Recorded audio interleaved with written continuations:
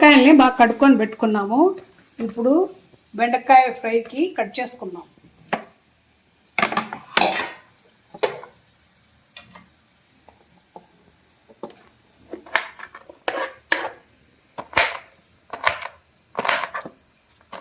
ఇప్పుడు బెండకాయ ఎప్పుడు చేసుకుందాం.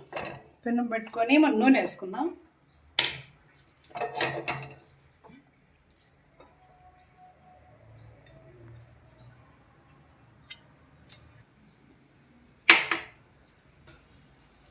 నేనైతే ఆవాలు వేసుకోలేదండి, శనగింజలు కరివేపాకు వేసుకుంటున్నాను. మీరు వేసుకోవచ్చు.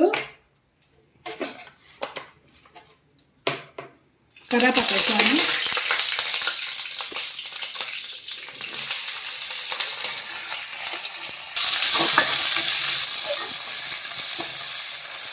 దీంట్లోకి జీడిపప్పు కానీ వేసుకుంటారు. నేనైతే శనగింజలు వేసుకుంటాను. బాగా రుచిగా ఉంటుంది, కమ్మగా ఉంటుంది.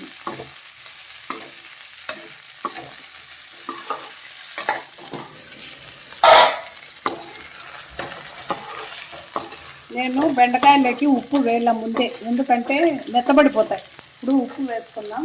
సగం ఉడికినాక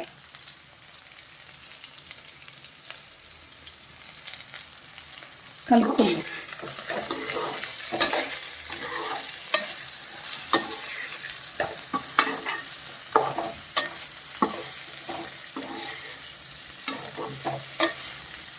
ఇంకా ఒక నిమిషం వేగాలి.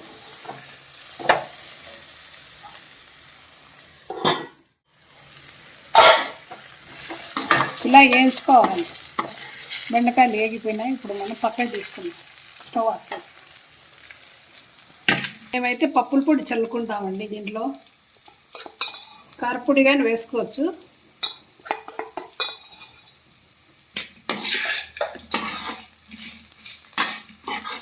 మీరు ఇలా ఒకసారి ట్రై చేయండి.